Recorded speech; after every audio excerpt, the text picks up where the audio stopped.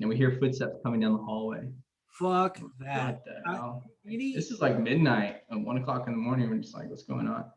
And our kitchen light, it has like a sensor on it. So if someone's in the vicinity of it, it's going to click on. So we see the light click on. And then all we see is 2 feet stand right at the door for, I say, a good 2 to 3 minutes. Hi guys, welcome back to the Bull Talk with BTWBJ podcast. Guess what, motherfucker? Some of the information you are about to hear, some may find disturbing. I don't know who gave them this or who gave them the clearance. On the crotch. Oh my lord. Right there. Can we Google that? Yeah, that's what I thought. And then I fucking stumbled down a dark hole and I love it. Great cake parties. You know, if I'm going to believe anybody's bullshit, I'm going to believe mine. It sounds not politically correct, but You two motherfuckers need Jesus.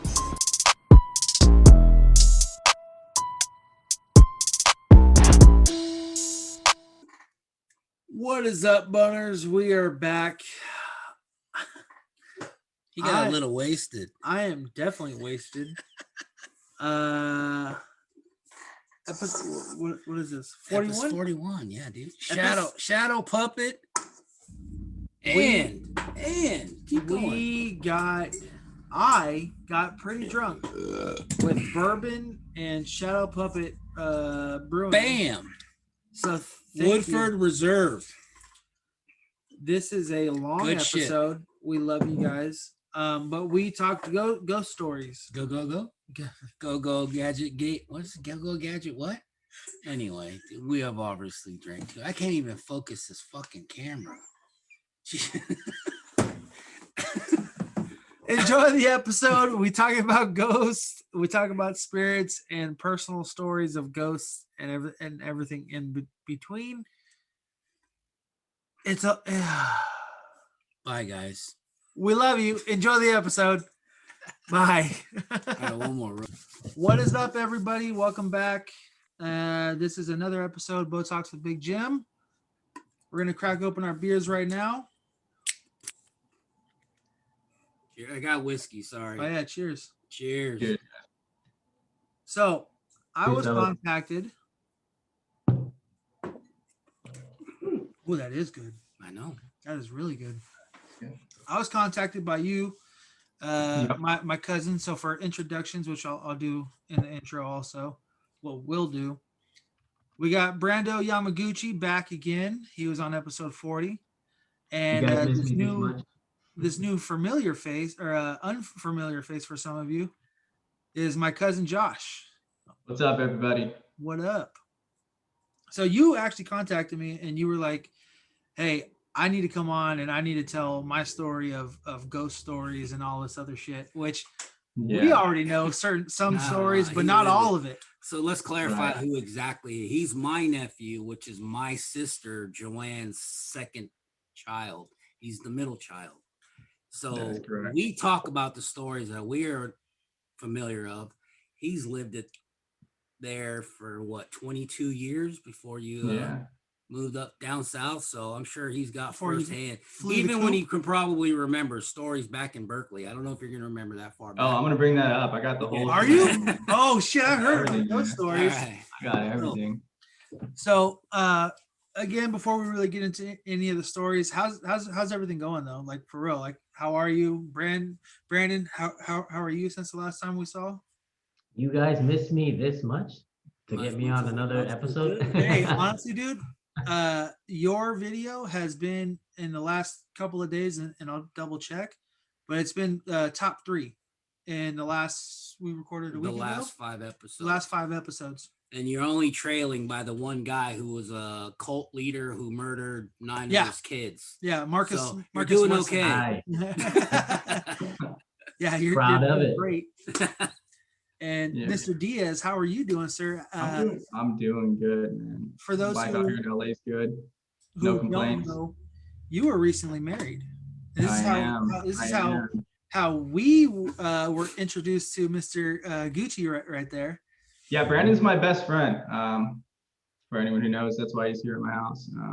I was listening to the podcast last time, and I heard all the stories, and it just kind of touched home because I experienced those with you guys. Like the Arizona stories of like the townhouse. Like I was in that townhouse, in the farmhouse and all that. You know, like I was just like visualizing everything you guys are talking about. And that's when I called Bo, and I was like, oh man, you gotta listen to my side of the story. So here we are. And I'm fucking juiced for it, dude, because like he just said, like we know hand-picked stories of like everything that we've heard here and there. But this is straight from the source. Much like Brandon. Like we didn't know anything, and then we started fact checking where you were living at, and we were like, oh shit, you're right next to this fucking cemetery. Yeah.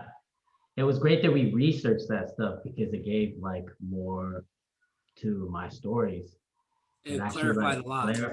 Yeah, and it makes sense, like a lot of it. And from the experiences that Josh has, there's a few things that I can relate to because there's a lot of other things that happen in that house that I did not mention in the previous episode. Really? So yeah, that was probably like not even half of the things. But there was some things that he experienced that I was like, hey, the similar thing happened to me too. So hopefully I can like piggyback off of what he is about to tell you guys, and we can go from there. Well, a lot of it you probably suppressed anyway. Who the hell wants to think about being scared their entire life? all look the what time. it did to him. Now he's reminiscing. Yeah. So he has to go to sleep by himself later. Yeah. He can't hold on to Gucci tonight. So yeah, he was this scared enough he couldn't tell the story by himself. So I needed some here. He needed me here. We're here. You have all the time in the world too. There's no time limit on this recording. No, sir. And I assume you have more than one can of bottle because we have about that much whiskey to go through. Oh, we got some whiskey too. We got that proper 12 that McGregor How was is in the that? fridge. Yes. You like that open. That's that fucking notorious drink right there, baby. Yeah, I've never had the Irish. Never had it? Oh, dude, it is so good. Almost bought that. It's smooth. Is it? It's good stuff. I would argue. I like it. I would argue it's better than Jameson. Yes. I would argue. There it is. Look at that. Chilled. Woo! Yeah, chilled, ready to go. We'll take one to start it off. There it is, baby. Raiders, black and silver and black. Man. But so, without further ado, let them do their shot. Let's. You're just gonna slam them? We're gonna slam one. Oh, ball rolling. We gotta do this right. Well, cheers, again, boys. Thank you for coming on. Cheers, man. Cheers. Let's get this story started. All right. So just like it was mentioned in the last episode 40, we're bringing up like our mom's situation, right? How she has like supernatural phenomenons going on with her. I was like benign to the whole situation until I was about like 10 years old. The first memory I had of anything like that was, or when I became knowledgeable of it, was when we're at Grandma and Grandpa's 25th wedding anniversary. Jamie threw Grandpa Santiago, Emily a surprise anniversary party. And that night, it was back in like the early 2000s. It's probably like 10 years old. And that's when the popular like E-Bums World videos were out. I don't know if you guys remember E-Bums, but that famous Exorcist maze would like you would go through the game and then like the pop-up screen would come out and like freak everybody out. I remember that. Yeah. So we were the little shitheads in the room, like trying to call people in to scare them, and it's kind of funny. But then like at the end of the night, everything started winding down, and we started going home, and like we got into like conversation with like Jamie, and I believe TC was there, and my mom still was like, "Oh." Real quick, just for those listening too, Jamie is our aunt and your sister. One of my sisters. This is also one of the sisters who has, what would you call it? An attachment? An attachment, a friend, special friend. Yeah, it's somebody. Something she's had for the majority of her life. So when we say Jamie, and I'll try to introduce some of the people that we say throughout the episode. Sorry, but please. Yeah. So I remember my mom telling me like, "Oh, So I was young at the time. She's like, I don't know if you want to hear this, like go in the other room. I was like, no. You know, I was young, I was attached to my mom. I kind of want to know everything about her. So I was interested. Well, so that's when she started telling the story. Her story goes back to when she was 8 years old in Hayward. I don't know if you remember the house, Uncle. You guys lived like in a Hayward house or something like that, but she was 8 years old. And she tells a story about a time that she's in her room and she's alone. And she wakes up in the middle of the night, she sees the door open, and a shadow figure walks in the door essentially and closes the door. What she tells me is that the shadow figure had like a top hat outlining with like a manly figure. And it walks up to her and actually grabs her and tells her, there's no one here to hear you scream. There's no one here to protect you or anything. And that's like when she started seeing everything, and that's when everything started kind of going on. So by the time from then on, like till we were born, she didn't really tell any stories of any like supernatural experiences. But when Oliver was born, I think I might have been born too, but we lived in Berkeley. Oliver was still like a toddler. He might have been like 2 years old. Your I older believe brother. my older brother. I think he was already walking. My mom tells a story that she was in the kitchen, and I guess from the kitchen it was like you could look directly down the hallway and see like into the hallway from the kitchen. And she was cooking or something like that, and she saw someone like sitting on the floor to who she thought was my brother, facing the opposite direction. She couldn't see the face. Shut up. And she calls him Oliver, my brother. And all the figure just stands up and walks into the darkness. Totally freaked her out. Yeah, super, bizarre. But my mom at the same time, she's not really scared of the figure. She's kind of I don't know. She's always told me like if you fear it, it kind of feeds off that. So the best thing to do is kind of just act like essentially nothing, leave it alone. So time goes by. I believe it's in the same period when we lived in the Berkeley house. My brother was asleep in his bed next to my mom's bed. He's still a baby. She wakes up in the middle of the night, sees a shadow figure walk into the room, and she sees it getting close to Oliver. So she kind of sits up, and then it actually goes into my brother. And as she's seen that, she grabs him and shakes him up. And like, I don't know if it left him or whatever the case is, but it kind of freaked her out. Oliver woke up, didn't know what was happening. But it was like things like that, just like super creepy events, a lot of shadow figures, things like that. Yeah, I remember that. From going from the front room in the kitchen in that house, you actually had to go up these stairs, and for some reason the stairs were super dark.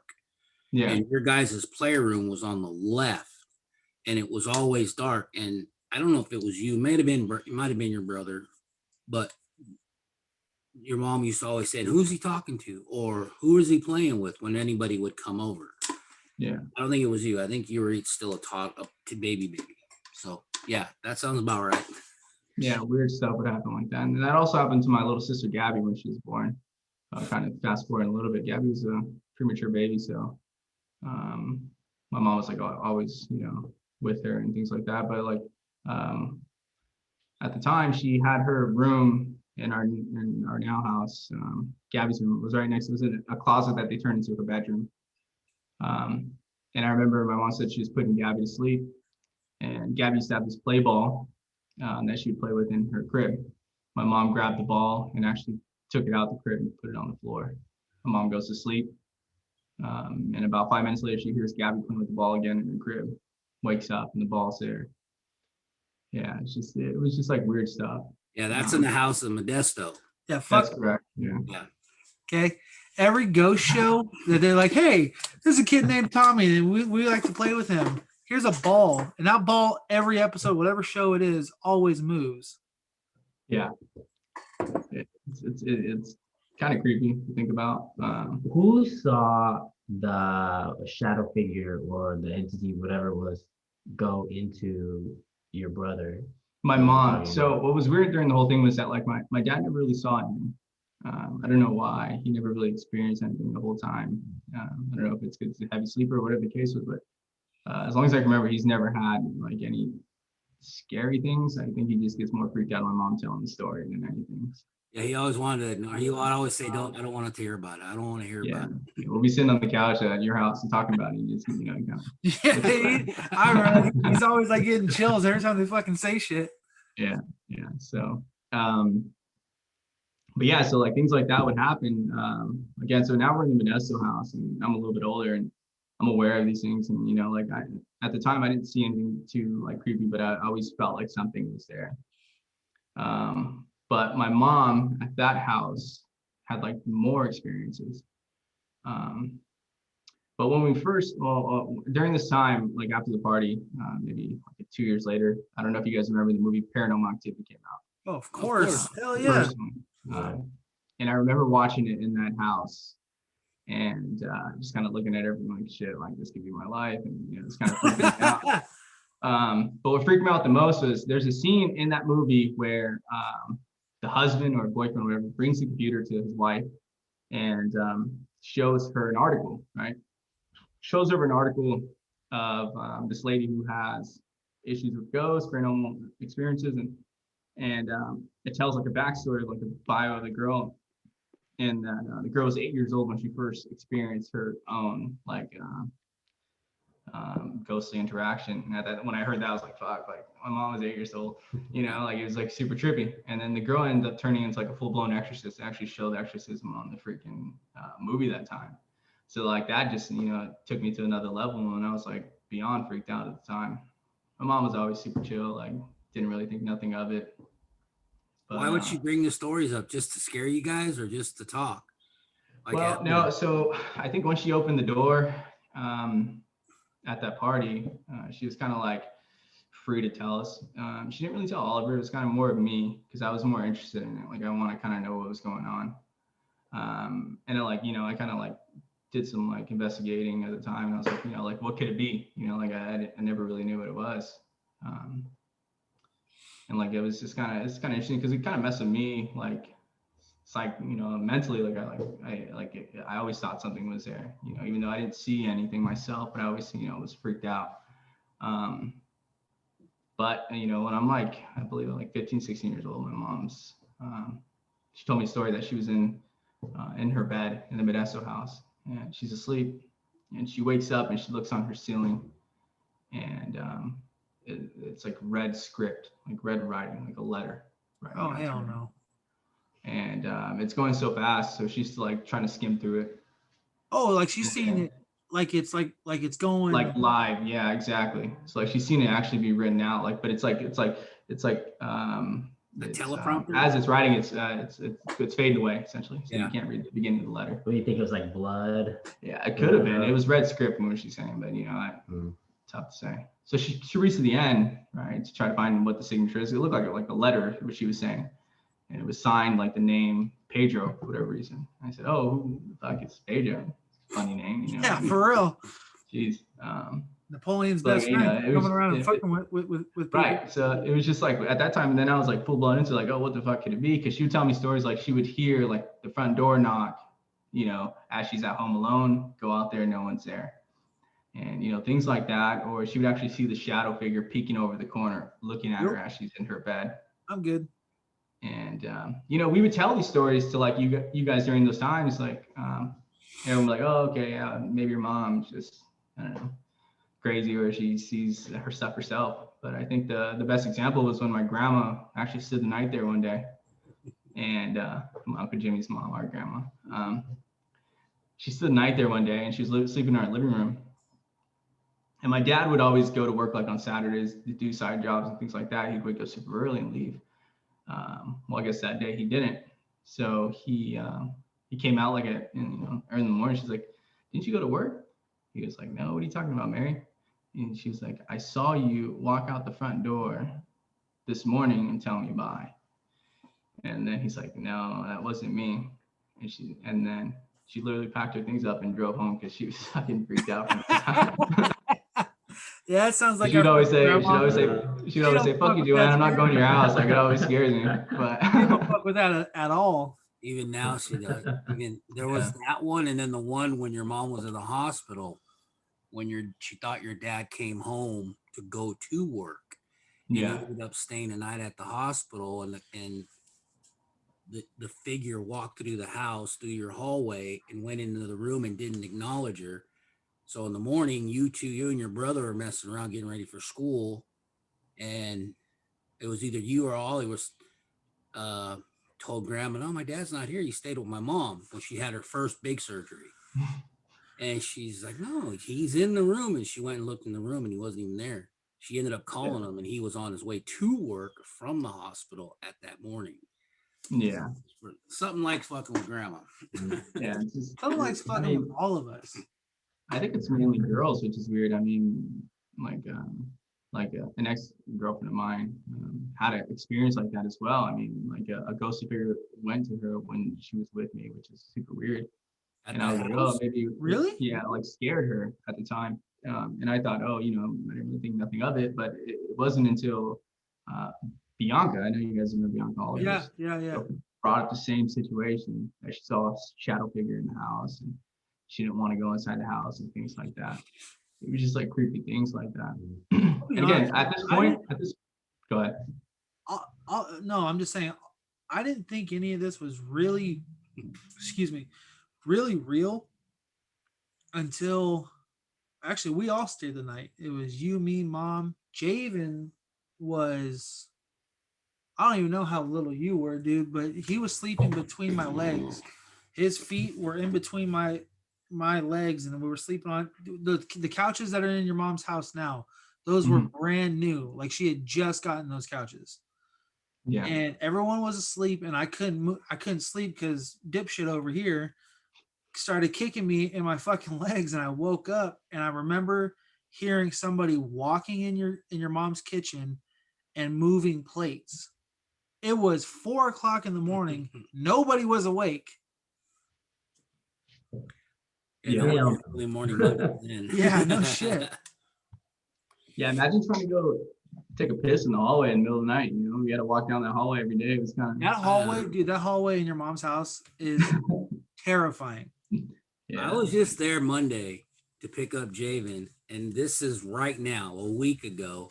I had to use the restroom, and I literally still do it. I open up the door. I don't close it. I go all the way to the toilet. Then I come back to turn the light on. Then I close it. Yeah, I don't. Is that the house that I visited? That is the house you visited. Okay, so I've been in that house and I've seen that hallway, and the house that I spoke about in the last episode that I lived in with those stories, it's kind of similar to that hallway. So there was like, when you open the front door, when you turn right, there's like one hallway, and then there was a bedroom there, which is the story that I told about. It was my bedroom where I looked underneath the door.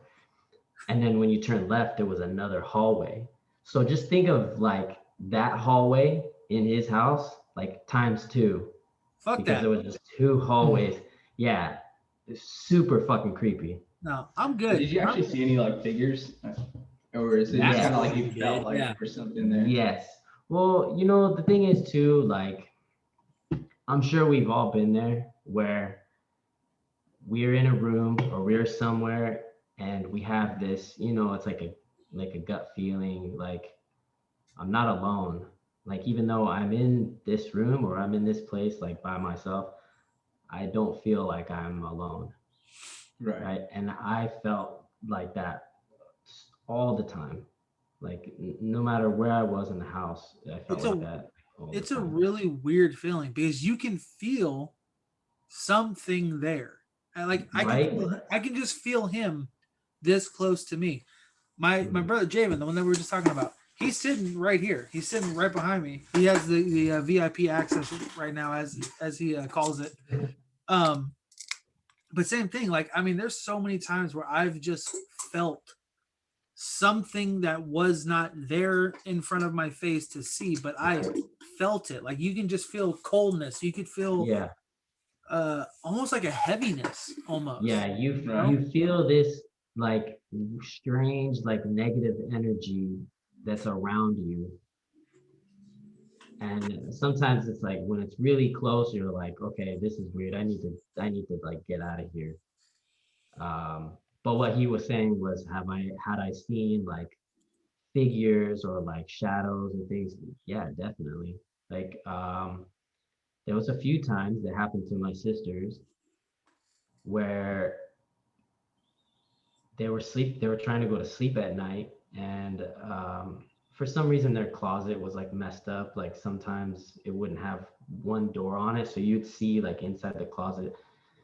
But sometimes they would see a dark figure standing there like this, just like glaring at them, just standing straight, just like dead eyes, just like looking at them. Straight up Black Panther stance or what? Like that. Yeah, Black Panther. Wakanda forever. Yeah, but just like standing there, like, you know, just really creepy, and they could tell it was something that was standing there. Right. Yeah, we would see figures or shadows like a lot of times. Yeah, so like I think what creeped me and Oliver out a lot too, because it was like big talk in our house. I mean, everyone knew about it, like our aunts and uncles. Everyone knew about it because I mean, Right, it's something that's not. I mean, it's really not a secret in our family. Right. Everyone Right. talks about it. It's hard not to talk about it. Right. So like when I was like in high school, Oliver really never believed it. And this is the time that Gabriella was growing up, so she's probably like 4 or 5 years old, you know. And Oliver's like, yeah, whatever, mom, maybe, you know, crazy, whatever, all these ghost stories, whatever the case is. But then that's when Gabby started like sleepwalking, and it would be like weird. So like I remember one time me and Oliver, I think we're in his room. I don't know what we were doing. We might have just been like laying down, just chilling. It was like late at night. And we hear footsteps coming down the hallway. Fuck that. What the hell? This is like midnight at 1 o'clock in the morning. We're just like, what's going on? And our kitchen light, it has like a sensor on it. So if someone's in the vicinity of it, it's going to click on. So we see the light click on. And then all we see is 2 feet stand right at the door for, I say, a good 2 to 3 minutes. Just stand right there. Then we look, and it's little girl's feet. It's just fucking standing there, staring at the door. She's not knocking. She's not calling for us. She's not doing it. She's just standing at the door. And we're like, what the fuck? Yeah, that's creepy all by and then itself. she just walks away. And we were just like, You ever man, talked it just about hyped any everything of up. What was that? You ever talk to you about any of those, or does she even remember? No, she doesn't remember any of it. It's happened a few times, but it's like a sleepwalk. It's super weird, but freaked the shit out of us at the time.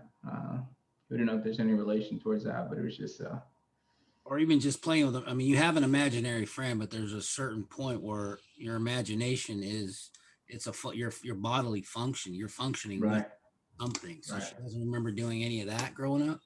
I mean, No, I don't think so. But I didn't know if she talked to you about it as she got older. no, I haven't talked to her about it. I'm curious to know, but I mean, even as a kid, I don't really remember Gabrielle having an imaginary friend.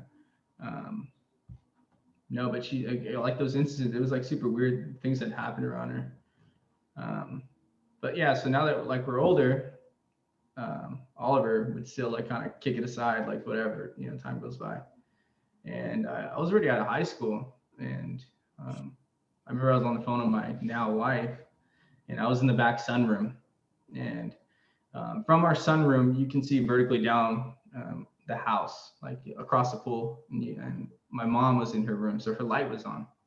I'm talking to my wife, and I see something in my mom's window, and I'm like, what the hell? It looks like a man. My dad wasn't home at the time, and Well, you saw him standing outside, but between the house and the pool. no, he's in the window behind the blinds. Oh, So then, like, I stood up, and I'm literally on the phone with Natalie. I'm like, dude, there's someone in my mom's room. And she's like, what are you talking about? Like, there's a man in my mom's room. And I stand up and I look out the big glass, and the figure essentially gets up and is like looking over at me, like looks at me, drops down, gets up, looks at me, and drops down. Right. At this point, I don't know why my first instinct was to like, you know, oh, who the fuck's in my house? Let me go, you know, protect my mom. No, the first thing I did was I went to my brother's room, and I was like, dude, someone's in fucking mom. No, you know what I did do? I went around the corner, I saw, and I was like, there's nothing there. I was like, Mom, you're right. I didn't want to tell her because I didn't want to hype her up and be like, oh yeah, some. So I went to my brother's room. I was like, dude, I saw a man looking at me. I was like, Nat, let me call you back. I saw a man looking at me from my mom's room. He's like, Josh, you're crazy. He was on the phone too with his girlfriend. He's like, dude, shut up. Like, you're tripping. I'm like, Oliver, like, what the fuck, dude? Like, I swear I saw something. He's like, stop. As soon as he said stop, the whole power in the house went out. Everything went black. Everything went black. Yeah, Everything went black. that's scary. Oliver was like, fuck, Diaz. All right, I believe you, dude. We all ran out the fucking house, all tripped out, dude. It was a mess, but I can It see was him. almost like pissed it off enough Right. to say when he was like, stop, then that's like what something triggered. It was like pissed it off. It was like, fuck your power, just cut it off. yeah, it was super bizarre. But that's when Oliver really started like believing in like everything that was going on. And it was just And that super had to deep be at the time. within 4 or 5 years ago, because you and Natalie have been together how long? 7 years. So yeah, it was about the second year, first second year. So about 6 years ago. Yeah, it was. That's insane. Crazy. Yeah, I never knew that. I never knew that. But again, your brother, when your brother used to come over to our house in Hayward with not Bianca. What was his other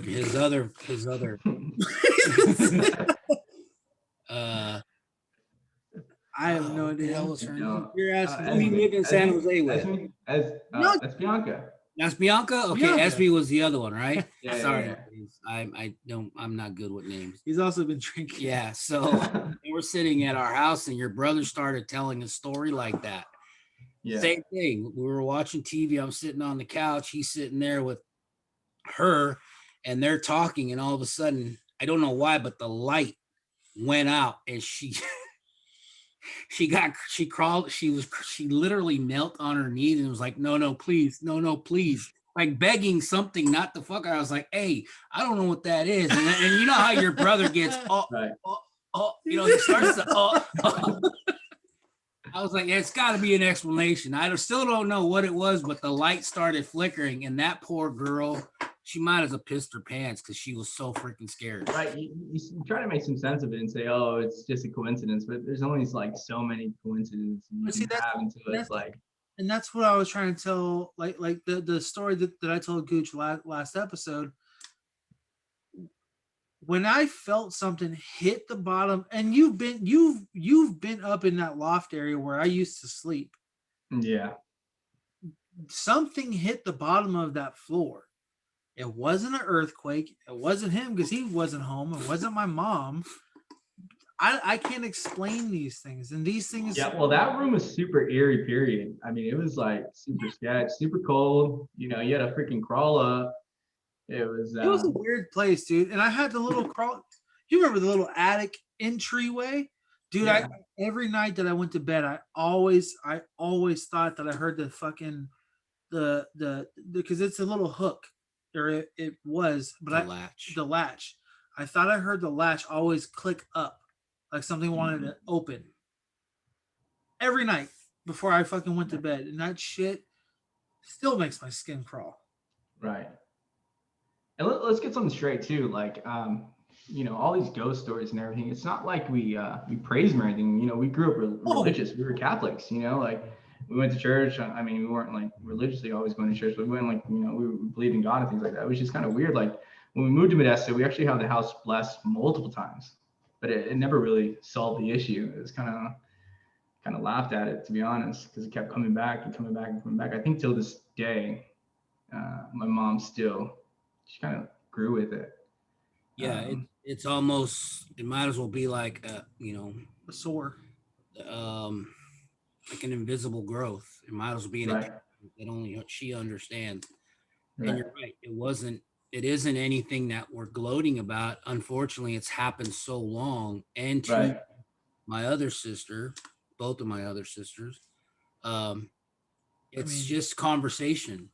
You know, somebody who doesn't like Brandon probably hasn't thought of this stuff in years.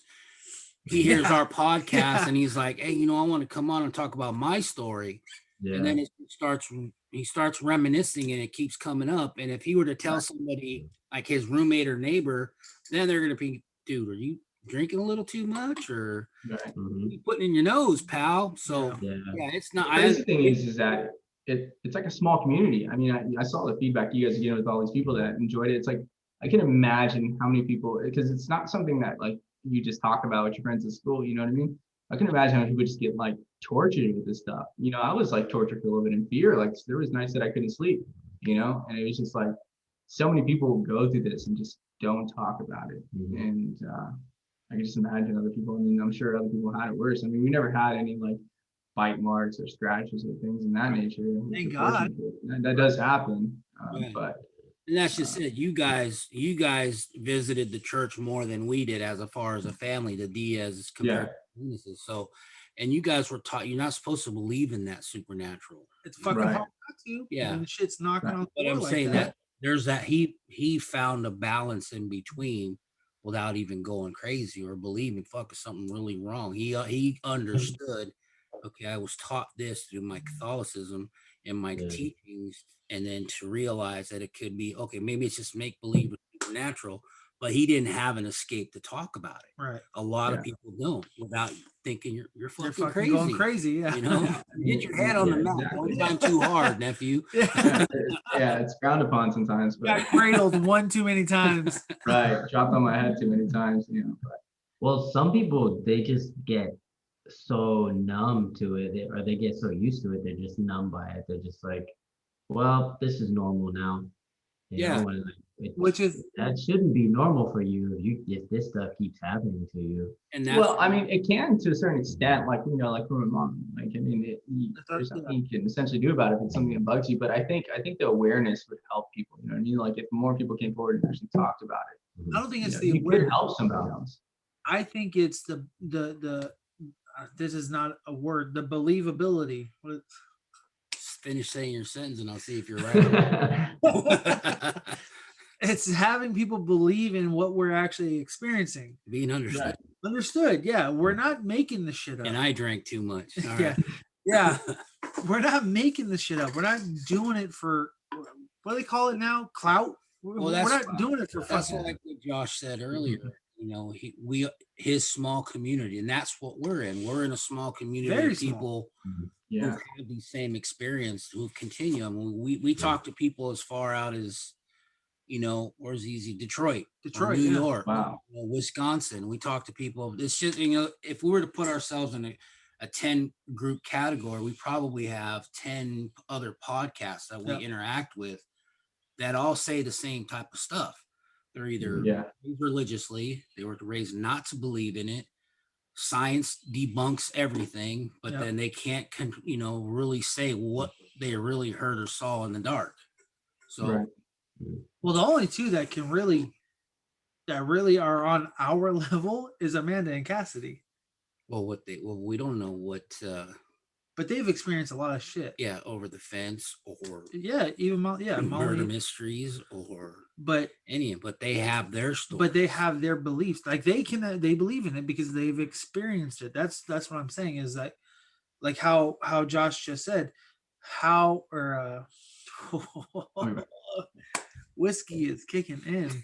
And also, if you have some like sense of relatability, like let's say that somebody has gone through these experiences but has never talked about them, and now let's say if they're listening to this podcast and they're hearing what we've gone through, then that gives them, you know, some form of like sharing, like, hey, you know, this is what I've gone through. Well, kind of like me, you know. You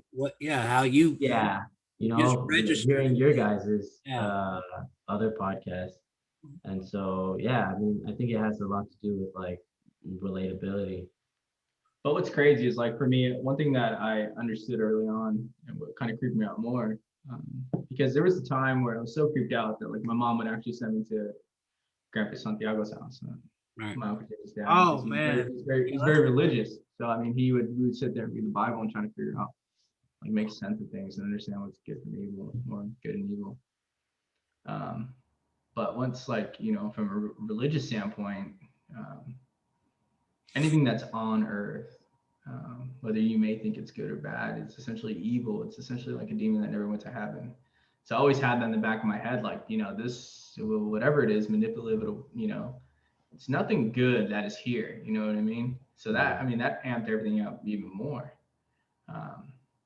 But it's just a weird thought. I mean, I know people have other beliefs and they believe, things can be other dimensional and things like that, trying to contact us, but it's just, it's tough to really pinpoint what it is. But yeah, it's almost taboo to talk about. Exactly. And then, to the point now where, they've tried to bridge or to say, a mental disorder is more than likely what the issue is. People with epilepsy, people who are bipolar, people who are schizophrenic. Well, they have their issues and their conditions, but sometimes there's just things you can't explain. There's no really explanation. Right. Like, I was talking to my wife's best friend. She came over early in the week. We had dinner. And I was like, I'm going to share my story on my cousin's podcast and go over. She's like, what story? And my wife's like, oh, tell her. And my wife's all amped up. She's like fucking talking about it. And I told her the story. She's like, what the fuck, Joshua? Like, I never knew, like, this is like your life. You know what I mean? And it's just like, you hold it in so much that, people it doesn't show, you know what I mean? Mm-hmm. And it's not like, the weird thing is like, it's not something you think about to tell people, but then like, if it's like, it's almost as like you get a feeling to tell people. It's kind of weird. Exactly what it is. You have that feeling to say it. I don't walk up to random people or new fucking people that I work with and go, hey, you guys want to hear a crazy fucking ghost story? Because I have several. No. You will walk and be like, you want to hear a fucking crazy joke? but it's something that nobody thinks of. And I don't know. Right. It's just weird that nobody thinks of it or nobody believes in it. I mean, they'll believe in so many different things, but a ghost is, that's taboo. That's not real. Yeah. Like, how can you believe in something that's not there? Yeah, I think before, like years ago, I was afraid to tell these stories to people just because like ignorance was bliss, like the more I forgot about it, the more I was like, I didn't want those like outer demons to disturb my inner peace kind of thing. Right. So I just kind of like would forget about I was scared to talk about these things. But then the more I realized, it was like, maybe other people have gone through these things too. And maybe I can like relate to them. Yeah. Yeah. Like his stories. So I have something to show you guys. I'm going to send it to you guys on your phone. There's a photo in our house. In your house? Send it to both now. Is this a different photo from the one that I know of? I don't know. So I'm going to send it to you, and then I'm going to zoom in on what I'm exactly talking about. I'm not going to say the person's name because I don't know if they want to be broadcasted like that. So the only photo that I know of, which is one that we've brought up before, and that was on episode 27. That was the Halloween special. We had talked about your sister Gabby, about how someone had saw something behind her and somebody screenshotted that image. Oh no, I haven't even heard of that, to be honest. What? Yeah, I've never heard of that. It's crazy. You never seen it? No. Oh my, please. You got the picture on your phone? I have it. I have to find it. Do you? Well, take a look at the photo I sent you and tell me what you make of that. That's the photo that I would sit there and kind of try to interpret. There you go. Yeah, it makes sense of it because it goes back to the top hat theory. And if you look at it, the shadows don't match with the actual people in there. It looks like almost as if the shadow's going on the corner of the shirt, as if it's in front. What the fuck? Yeah, that shadow seems like that's Grandpa. That's Uncle Willie. Yeah, right? it seems off like different from what would actually be the shadow from. But the lighting though is straightforward. Right. So why would that shadow be? Well, the shadows are kind of drifted to the left, but if you look at the actual shirt, so almost. So for everybody who's listening and or watching, you just sent me a photo. The photo is of our family members, our grandfather, your dad, My dad, my uncle, and a cousin of my older cousin. He would be an elder, but and the shadows, like you just said, don't match up with the photo. Like if you take a photo, like the lighting that's in front of us right now, our shadows should be casted behind us, but the way that this looks is it's behind them, but to their left. This doesn't make sense. Right. Yeah, it's a bizarre photo, but I would sit there and look at the photo, and again, even if like, I mean, let's say there's a light on the left hand side, and it's casting a shadow that way, but if you look at the actual shirt corner of Grandpa, it's darker in that specific location, as if the shadow's overlapping his shirt. And it's taller than that photo. It's taller. That photo, And he's sitting down. So there's two people standing up. There's one person saying, dude, this is really good whiskey. Kayla, you're cut off. I'm not cut off. Let me get some of that. Yeah. Yeah, no, it's odd because the picture is taken straight at them. But what it looks like is like someone's kneeling down and that their shadows are being casted up and to the left. Now here's right. Wouldn't there be a light, like the lights would be facing forward? Right. That's what I was going to get at. These are negative exposure pictures, and what's interesting about this picture, it's taken in black and white, or what we call sepia, which is the red. Mm-hmm. All the colors that you see in these pictures are painted in. What? Those are all painted. That's like canvas. That's like oil paint.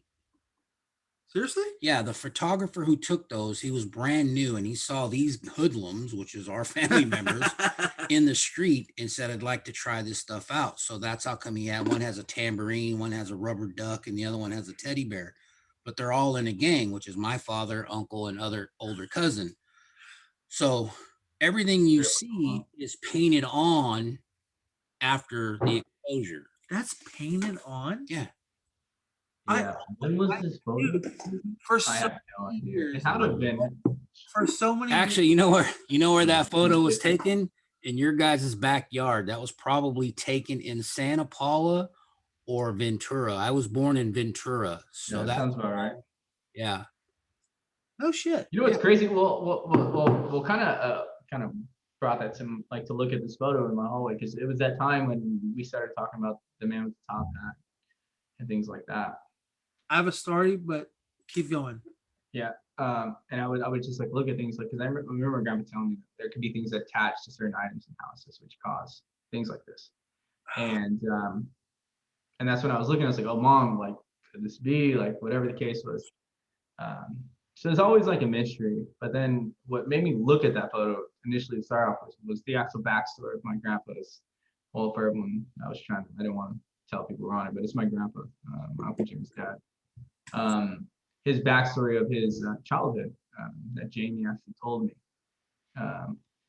My grandpa grew up in Texas, had it been what, the 40s or 50s? Maybe even he was born in 50 or 49. 49. Yeah, around the time. Well, from what I'm told is that his aunts, or your aunts, my great really aunt, into witchcraft. They're really into witchcraft. Blue Haia. Yeah, and they would actually get together and actually do witchcraft on my grandma Lupe, my grandpa, and all his brothers and sisters, and they would actually practice it on them for whatever reason. Right. It got to a point where I think it was after my grandpa's dad got murdered, right? Yeah, they finally said, "I'm out of here." I thought he got his throat slit.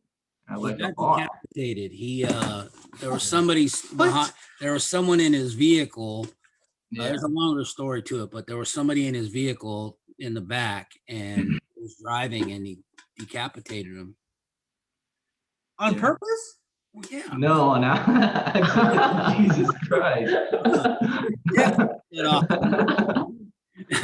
But why? But his brother is the one who died in an accident. His brother is the one who merged off of a bridge into a basically a river or some sort of a waterbed. Right. He's the one who passed. Right. He's So he's actually my godfather. Was my godfather. yeah. So I mean, that was always the thing that my mom kind of brought up. Like, was this like passed down? Right. And like, I don't know too much about witchcraft and things like that. But I don't know if it's like a spell that could have got passed down, or the family's curse, whatever the case is. But it was always a question back when. No, and that's right. Because even when I had only flew back with him to Texas once, and I was 5, so it was 75, between 75 and 76 the year. And I met one of my grandmother's sisters, and she was the type of woman that was always sick. She was a sickly person. One thing ailed her. She was always sick, the bottom line. So at the time, being 5, 6 years old, I don't understand that stuff. Doesn't matter to me. So as we got older, when I asked my dad, oh yeah, I remember the time we went to Texas and I got stung by a jellyfish, and we actually got caught in a hurricane. So we got caught in a hurricane and we got escorted out. But the story I'm speaking of is meeting my great aunt, and he started telling me a backstory about how his family members practice. I take it back. His dad's siblings, which would be aunts and sisters and uncles, did not like my grandmother, which was his mother, Grandma Lupe, and that they put a curse, a family curse on them, which it was 5 of the siblings, my grandma, dad, uncles, and my aunt. And that's just on my paternal side. And then on our grandma's side, Grandma Mary's side, that even goes back further. Oh yeah, I don't know that story. Yeah. There's definitely Always something. There's an aunt that lives out here in Lathrop. I won't say her name, but she definitely knows. Her and I definitely dig into a lot of our history, and that's some of the stuff that we've been finding, that there's always been a family curse on the maternal side. I mean, yes, they practice black magic, or like he was trying to say, brujeria in Spanish, but he botched that word. And so both sides of the family. But back then you gotta realize it was a religion. It was another form of a religion.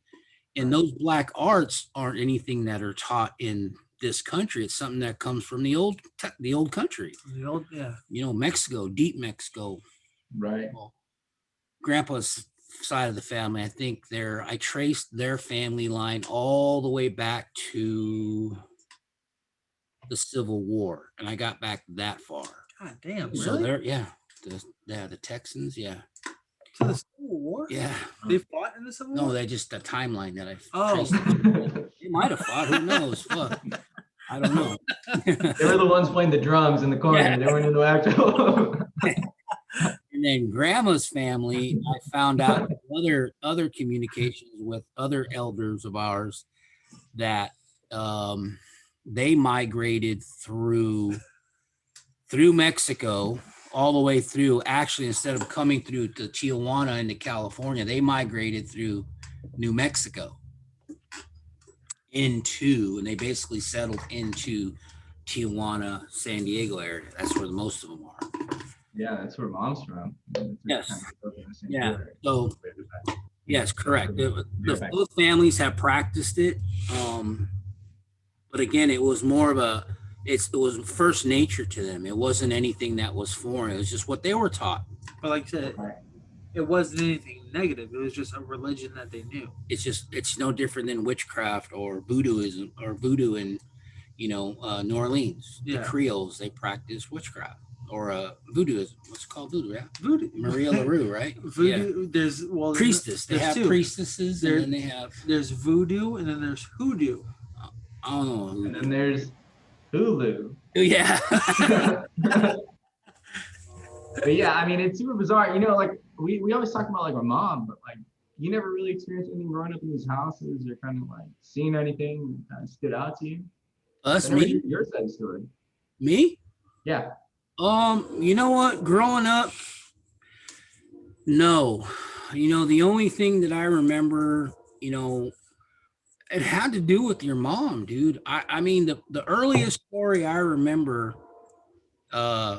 we were kids. We were on a tricycle, and uncles of ours, used to make ceramic goods and have contraband in it. Oh my God. So we were in a pottery area, and this is she's 2.5 years younger than me, and here's this little girl. So I was probably, she was crawling, and she's able to crawl up these pots, these clay pots, and not fall. She can't even fucking walk, but she was able to have these maneuver climbing up these structures. And I remember that. So it really wasn't anything. I think about it now thinking, I've never seen a fucking toddler crawl 6 feet up on a bunch of pottery. Yeah. But the one thing I do remember when we were kids, she was probably, I think I was maybe 10 or 11. So she was about 8. And we were climbing a tree. And the tree, it was a 3-story apartment building. It's the only way I can give you a measurement of how tall this tree was. So we're crawling up this tree, climbing up this tree, and how old are you? Yeah. How old am I now? No. Well, 11. I was 10 or 11. That's some good whiskey on. I was 10 or 11. So we're climbing up this tree. There was a bunch of us, and I'm pulling her up ahead of me, and she gets up on there. We're high. We can actually see inside the second level, or I could. This is what I remember, seeing inside the second level apartment. For people who don't know measurements, that's about 25 feet. Yeah. Jesus Christ. So we're climbing, and somehow she slipped. So she slipped, and all I remember was like going like this, like looking up and then looking at her go down. And you know that scene in Die Hard where that dude gets thrown out the window and he's going like this? Yeah. Okay, that's what your mom was doing. She ended up landing on her back. She hit the branches, boom, boom, landed on her back. I shoot down the tree to make sure because I'm thinking she's fucked up. She's 8 years old. Something broke. Something broke. So I'm crying and screaming, and I get there, and she stands up, and I see blood on her. She had a pink dress on. I see blood on her, and I see it coming out of, the little girl dress have little panties underneath them. So you pick up their skirts. So I see blood coming out of her ass cheek, and the only thing she did was slap me because I was trying to find out where the blood was. She had no injuries, no scratches. She wasn't fucking bleeding. So I picked up the panties to see if she was stabbed in her ass. And she was so fucking pissed, dude. She slapped me. I'm like, what the fuck? You just fell off the tree. You're bleeding. And she's like, don't touch me like that. I'm like, all right, fuck it. Whatever. Ever since then, I can't explain the shit that she's gone through. Right. She's never been afraid. I don't know if you listened to the last story, the end of the last podcast. I was telling Brandon about the lady we lived next to in Oakland. Oh, yeah. The lady who passed away, and then basically she got eaten up by the rats. 8. Yeah, she was there for a few months, right? All summer. Eaten up. All summer. You just said eaten up. Eaten, got eaten up. So anyway, the rats. Thank you, public schools. Lady. Yeah, I didn't say I graduated with honors, but Valley. Shout out. Public education. Hey, football day, CTE. So she remembers that. This was just recently too, when maybe last summer she was like, hey, you remember the lady who died and we went looking for her? And I was like, yeah. She's like, well, I remember seeing her. And I was like, okay, Joanne, we saw her. We lived in that apartment, that area for a couple of years. So we used to see her all the time. I was like, Joe, we live next to her. We can see her out of our window. She's like, I don't know if she's like, I know, but I remember seeing her waving at us and she was talking, but your mom, how your mom gets when she just stares at shit, like she's looking through you. She said, I remember staring at her. So the first thing in my mind, well, you must have been mad dogging her. You don't stare politely. You look mean. So she started telling me, I remember seeing her. I was like, okay, Joanne, you remember she died. Somebody locked her in her house. She starved to death and all these rodents ate her. She's like, yeah. So I said, okay, do you think she was still alive asking us for help, or she was already passed and she was telling you that she was stuck in this room? because we went looking for her. The owner owned a Chinese restaurant that was it was a restaurant below the apartment. And Wait, so there was a dead woman in above the the restaurant. apartment, yeah. Our window. So basically, like you were saying, how you were looking you were in the sunroom and you saw your mom's room. The distance between us and this lady's kitchen window was literally 6 feet.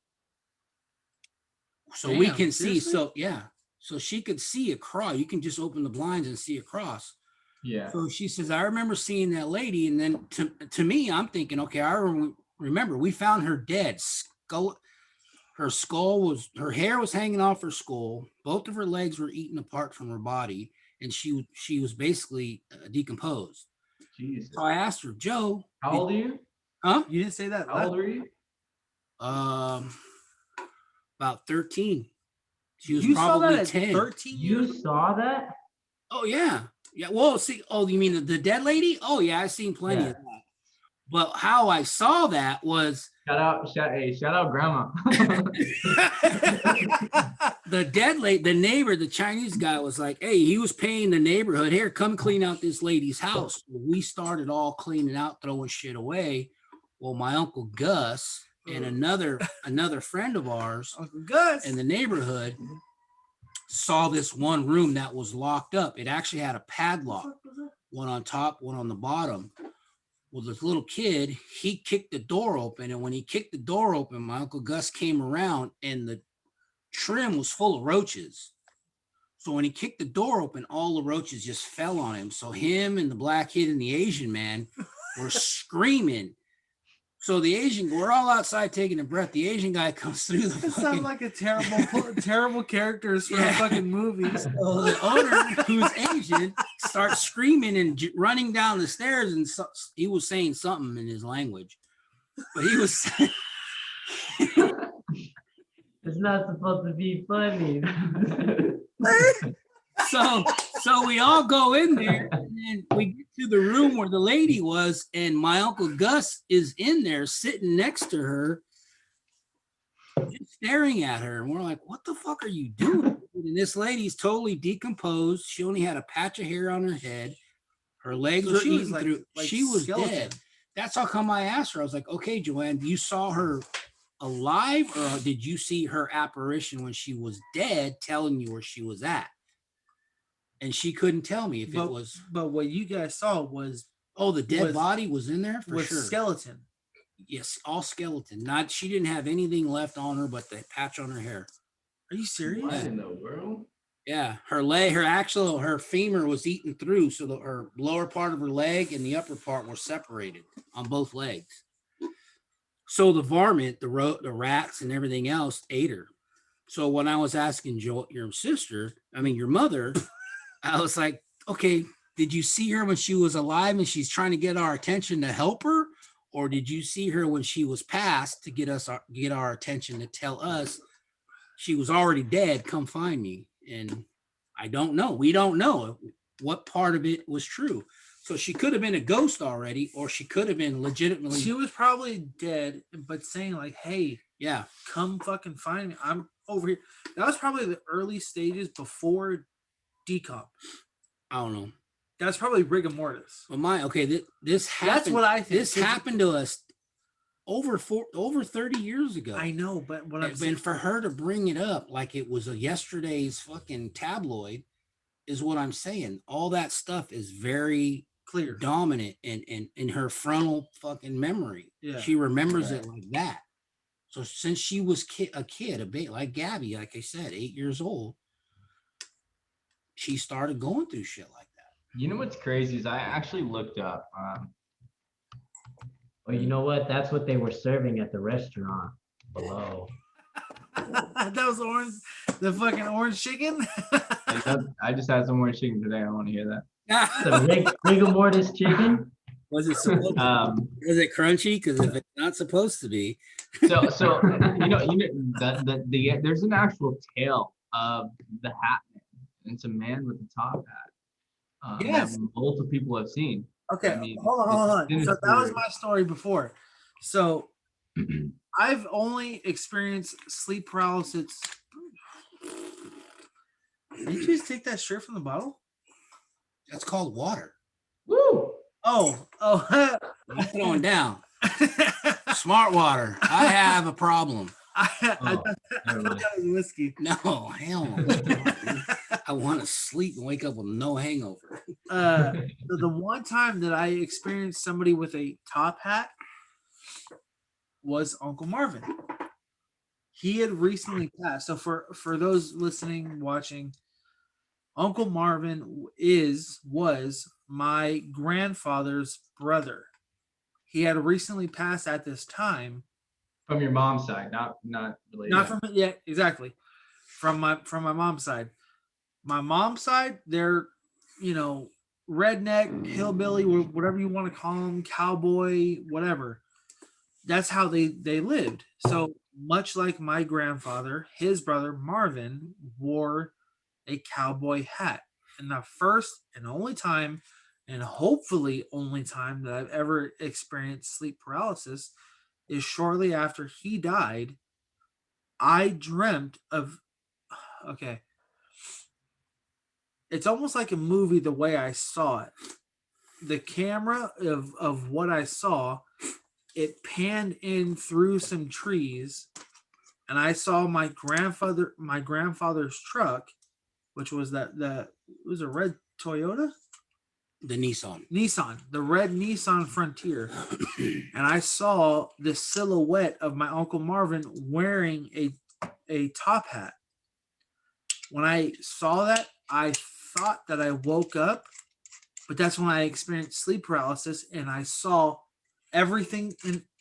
I saw everything. My eyes were still closed. I saw my closet. I saw my dresser. I saw my ceiling. I saw my girlfriend, now fiance. I saw her laying next to me, and I couldn't move. This is recent. This is this is within a few years ago. Yeah. No, he died 7. He didn't die that long. Yeah, he did. Within 5 years. No. Yeah. He died first before everybody. And it's been 5.5 I didn't have a years. daughter at the time of this. Oh, I'm talking about when he died. Yeah. Anyways, I saw all of it, but my point is, I saw him wearing a top hat, cowboy hat kind of thing, and that's when I experienced sleep paralysis. But that was the one and only time. Wow, I'm smart. Yeah. I've actually had sleep paralysis. Have you? On numerous occasions. Yeah, I would say at least like 10 times. God damn. The very first time I had it was back in my high school days, when I would wrestle, cutting weight from like a Monday to Friday. My uncle knows firsthand. I mean, he was my #1 fucking supporter at the time. I would cut like tremendous amounts of weight, but there was a time that I was at home and I was a few pounds overweight. Shout out to all the wrestlers. Anyways, I got myself in some trash bags and a sleeping bag and threw the heater on me. I needed to sweat out a pound overnight. I remember falling asleep, and it was like midday actually, and I fell asleep, and I woke. Well, I thought I woke up, and all I remember is the sleeping bag actually coming over my head as if it was going to cover me. And sleep paralysis, it's like, I don't care who you are, you can be the toughest man in the world, but it's so like it's real. It's so what's the word I'm looking for? It's so humbling when you feel like you're gonna come up and like just rip through this, and it just holds you back, dude. Like you're just like there's nothing you can do to like break it. You know what I mean? Like you can be the strongest man in the world, and that thing is holding you back. And like your biggest fears come out that time. But I mean, it's happened multiple times, and it's been even here at this house. Like I've been asleep next to my wife, and it's happened, and like it catches you off guard to the point that like you're ready. Like I'm ready to call out to her. In my head, I'm thinking, oh, just call out to your wife. She's next to you, and like you're gonna do it, and it just never comes out. It never comes out, and then you wake up and like everything's normal. It's like it's super weird. Like I'll wake up in the middle of the night, like, hey, dude, like, did you hear me screaming? Like I was screaming your name, and she's like, no, like, what the fuck are you talking about? It's almost like it stops your ability to move physically, but also stops your ability to like speak. Right. That's exactly what it is. Yeah. or do anything else. That was, Yeah. like I said, that was the first and only time, and hopefully only time that I ever experienced anything like that. And the entire time I was yelling.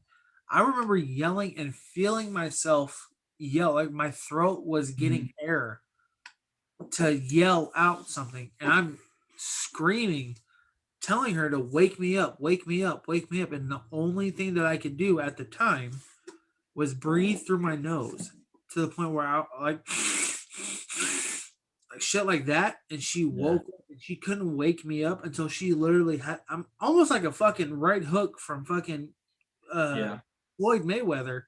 And she slapped the shit out of me and it woke me up. And I was like, oh fuck.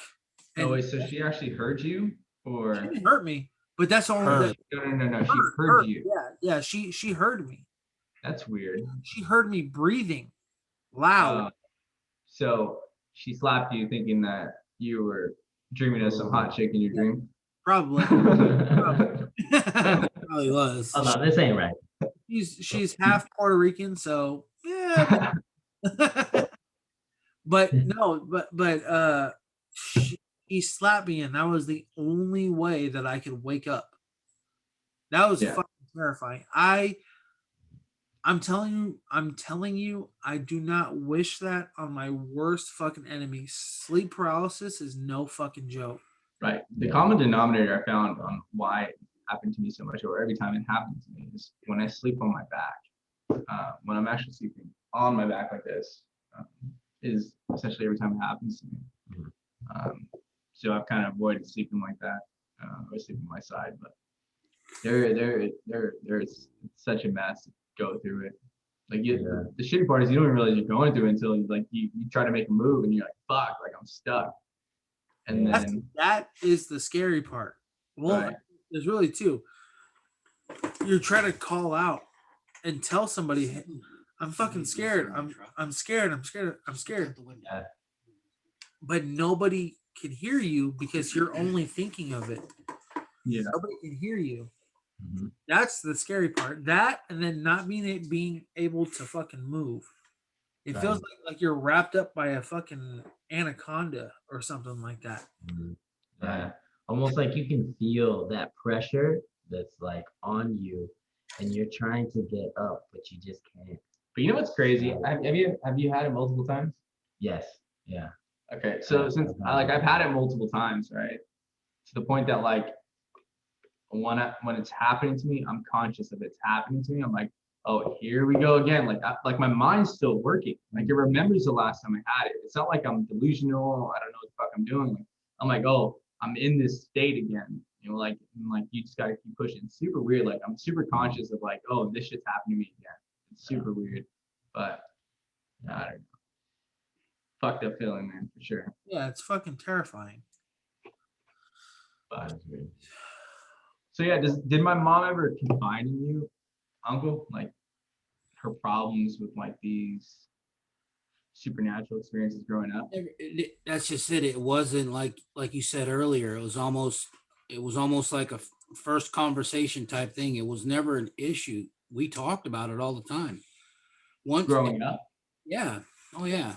And then when Jamie was born and she started going through your other sister, my other sister, our younger sister, she started talking about it and the shit she went through as a younger child at the home that she lived in. Not even younger. Even now, she still talks about it. But yeah, when we talked to Jamie about it, it was more of a what's the word? Not a reassurance. It just brought reassurance. Yeah, I guess some truth to the conversation. Because even our sister, your aunt, my sister, she has her experiences, and till to this day, she still talks about them. And we can talk about those things just no different than how you and I are talking right now. It's very first person or first nature. There's no hesitation. There's no thinking about what we went through. It was like, hey, do you remember that time? Kind of like the story I told you about falling out of a tree. That happened 40 years ago. And I remember it just like it would happen, last year. exorcism. Right. I remember that Richmond house. Jamie would actually tell me that she saw a similar figure up and down that hallway. I don't know, Bo. Oh yeah, I'm sure you remember the grandpa's old house in Richmond. Yep. That hallway behind his bedroom stairs. You know what I mean? Super eerie. I mean, I was never a fan of, like he had that office space and all that. It was just like super bizarre. Well, see, growing up, her and the other sister, Serena, the baby sister of the bunch, she technically, they had bunk beds, and a lot of people believe, like in mirrors being a portal or a passage, but bunk beds being a portal into another dimension type thing. I don't know the exact wording or but it's just things that I've heard in conversation. So her and I were talking one day, and the house that she grew up in Jingletown, which is in Oakland, it was an old wooden structured house. So they had to go up these narrow stairs, and it was loud as hell going up the stairs. And then to go in her room, it was more of an attic. It was an A-frame. And at the end of the hall, at the end of that room, there was a crawl space that had a door. Well, that door, and then with her bunk beds, she would, often say, there was something that always came out of that door. Or there was something that she used to experience being in the bunk beds, like a portal. She'll tell you that till today. A portal? Not like she transformed or transferred into it, but she believes that when I told her about, there's a belief that, bunk beds are a portal, just like a mirror. And she's like, oh yeah, I believe that. Cause I remember maybe it's a dark figure or whatever, when she would be in bed or looking through the bed or looking through the crawl space, there was always something there. There was always No way. Yeah. Really? And she can remember being, this shit's real, people. Okay, well, because thinking about that. In my bedroom in that house, in my bedroom, we had a bunk bed, and I was on the top bunk sometimes. And the my house brother in Palmdale. Yeah, in that house that we spoke about, I would be on the top bunk sometimes, but if my brother wasn't there at home, I'd be on the bottom bunk, right? And at that time, that story that I was telling about the scratches and like the tapping and the things on the walls I was on that bottom bunk, but we always had a bunk bed. So that's crazy that you're saying that, because there's I don't know the fact. I don't know the actual facts or the actual explanation behind it, but from listening to shows and then reading about it, many people believe that structures like that are a portal to either another dimension, a entryway to and from, just like mirrors, just like anything has. Well, essentially what it is what they say is that your consciousness goes and transfers into another dimension or another reality that isn't like yours. I believe. You guys ever seen that movie Mirrors with Kiefer Sutherland? No, I haven't. Check it out, and it'll be exactly what we're talking about. Literally. It's called Mirrors with Kiefer Sutherland, and it was made, I don't know, maybe 15 years ago. But basically, he passes into the dimension that he lives in. It's just the opposite. Way to spoil the movie. No, I'm not spoiling the movie. I'm talking about transporting. I'm not going to tell them about it, but it's exactly what we're talking about, and that's the best way I can explain it. Is look at that movie, but it has to do with mirrors and transporting or whatever it is. I'm not a ghost expert, but because essentially, you have like two different beings. You have your physical state, and I guess I'm speaking spirituality here. We have our physical state, and then we also have our soul. right? Our consciousness, you know. And so there's like two different, beings that we have within us. How do you tell I the believe difference? in reincarnation for a reason. Yeah. That's How do you tell the a difference? good question. How do you tell the difference? How do you tell the difference? I mean, the only way you can essentially tell the difference is if you die, right? See if your body, your soul leaves your body, right? Other than that, you're Yeah. kind of piece of piece. I would say so. Or if you have like Sleep paralysis. weird occasions, yeah, when you're sleeping, Yeah. they essentially say like, your other, like your soul or your consciousness, whatever, can drift off and go somewhere else. But this is all spirituality talk. Yeah. It all depends on your belief. That's what Buddhists believe in. They believe in, reincarnation. They believe in afterlife. They believe in Yeah. karma. So it all depends on what you're introduced to. You're just your family. Like I said, Catholics and Christians don't believe in the afterlife or don't believe in supernatural. It doesn't exist. Well, they do believe in supernatural, I would say, but they don't believe in good supernatural. Yeah, Heaven, hell. I guess Demons so, are sent yeah. here to essentially. I got you. Yeah, you can put it that way.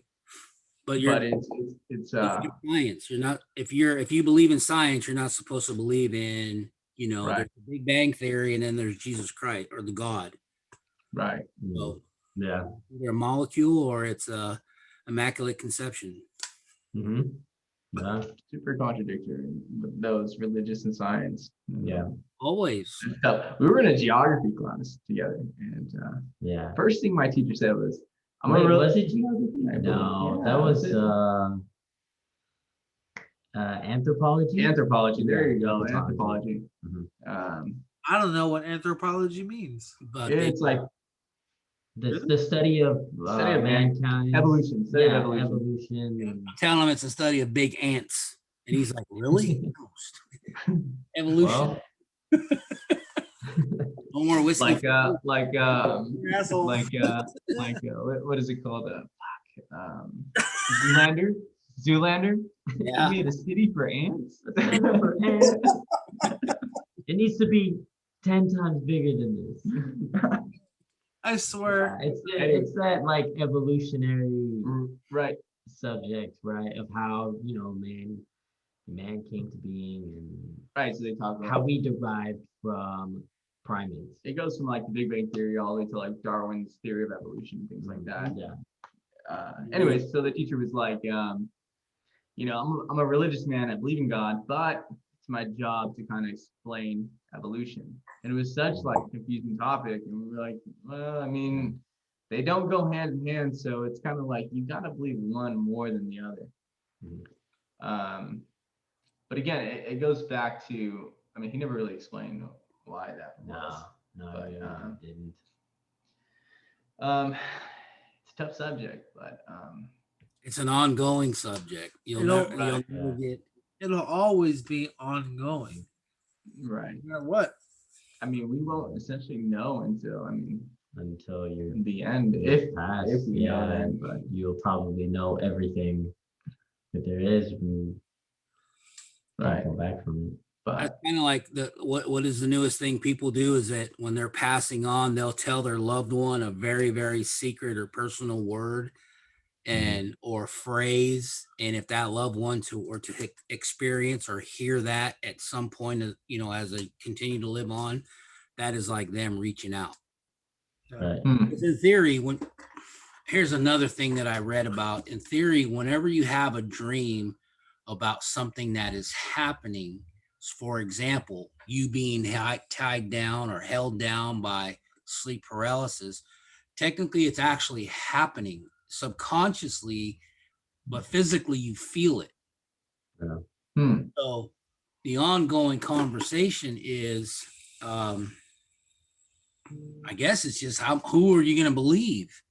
That right. was my interpretation. Are you going to believe this person who's probably fucking whacked out of his mind on psychedelics, or this person who just reads, and translates what he's been reading for his entire life? So when you have that connection with a loved one, you know, Let's get something straight, because those two subjects, psychedelics and, you know, someone who's religious, they're not too far apart as far as what you believe in. You know, if you actually watch interviews on people who take psychedelics, what they believe in, it's kind of hand in hand to the, you know, they believe in, it's different dimensional. Absolutely. It's a higher being.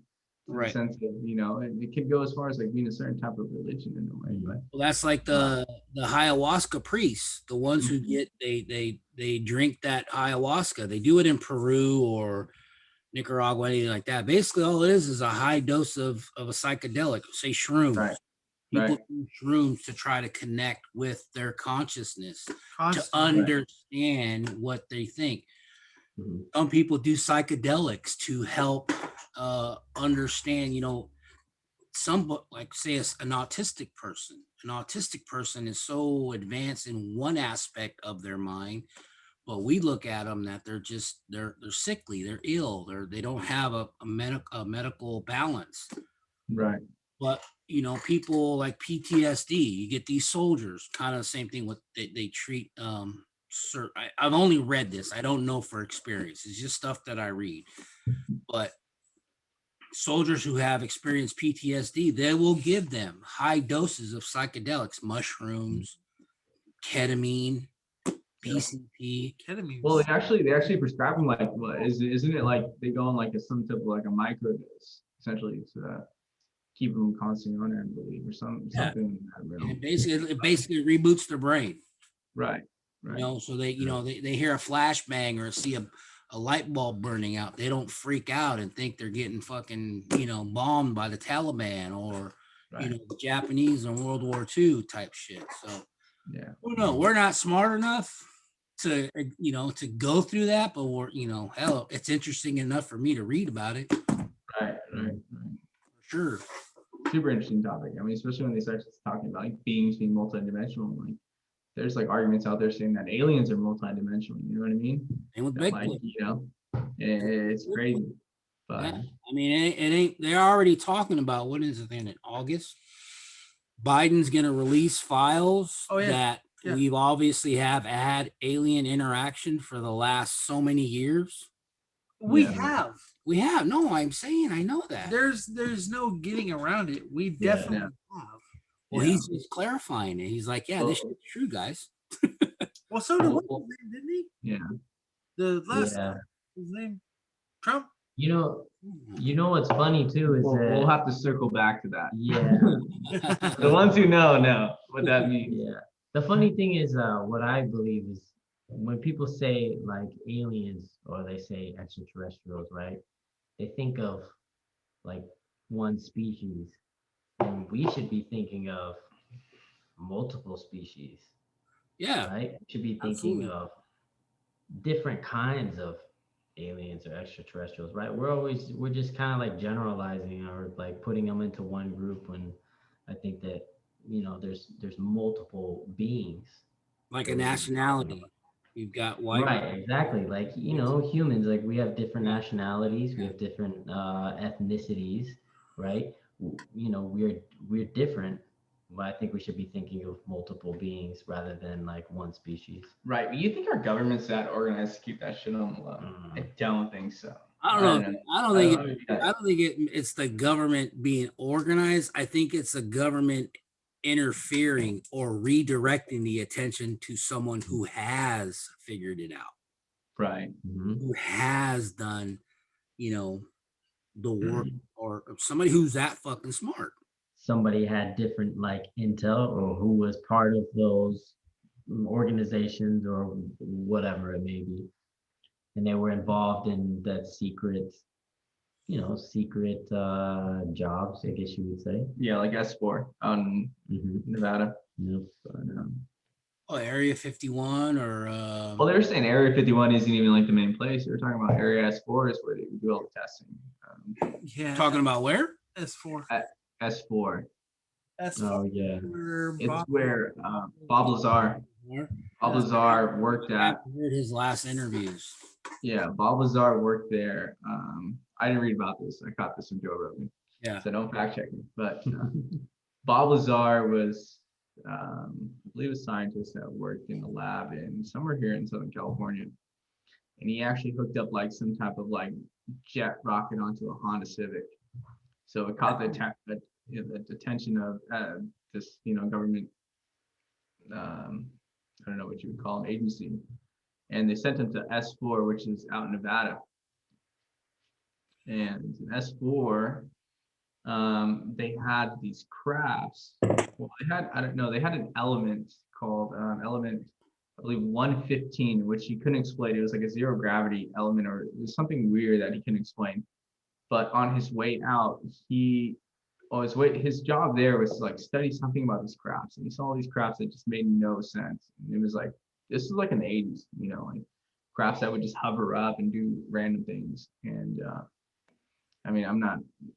Well, here's the thing: you got to realize something. Ancient Egyptians have it in their hieroglyphics, so it's been going on for a while, millennium. Yeah, right. And that was the argument. I mean, the biggest thing was he was saying, what if this Illuminati. This whole thing is like an ancient this whole thing was like an ancient artifact that they found, and every certain amount of years they bring it up to see if technology at the time is up to par to solve why this technology is here, essentially. Mm-hmm. So I mean, it's pretty trippy to think about. But what doesn't make sense to me, and I mean, I'm not trying to get too conspiratorial here, is the pyramids. I mean, the fact that they all line up to a certain type of star and things like that. Orion's belt. Super trippy. Yeah, there's like an axis around the Earth where they all pinpoint. They all follow this line. Well, you're drunk, and they're telling. It's not coincidental. It's got to mean something, right? No, it does. I honestly believe that too. I mean, the solar system does line up. I mean, it's fact checked. Right. They have altitude and longitude of basically the same shit that mimics us on our Earth, our dimension, above in the sky. I mean, no. What was a good movie for that? The one with Tom Hanks. Apollo 13? No.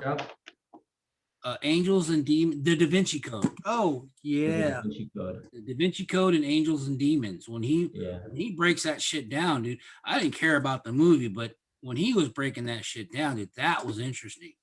Yeah. That's part. Yeah, that was interesting. I've never seen it. Got to check it out. You never seen that movie? There's another play. I know we're getting ready to take off, but if you guys get a chance, there's a place out in Arizona where we used to live. It was just out in Buckeye called Rainbow Valley. It's called the Stardust Ranch. Fuck. Yeah. So Ghost Adventures did an episode on it, but a lot of people, it's very similar to Skinwalker Ranch. Skinwalker and Stardust Ranch. Look them up, and there's people that live there. They tell their stories, and I don't see why they would lie about. And I had a buddy. His name was Nate Romans. I worked with him at Home Depot, and he put his whole government name out. Goddamn. But he lived out that way, and he used to tell me back then, and this was probably in 02, 03, and I was like, yeah, whatever, dude. It is. I mean, you're probably sniffing some fucking desert dust out there and hallucinating.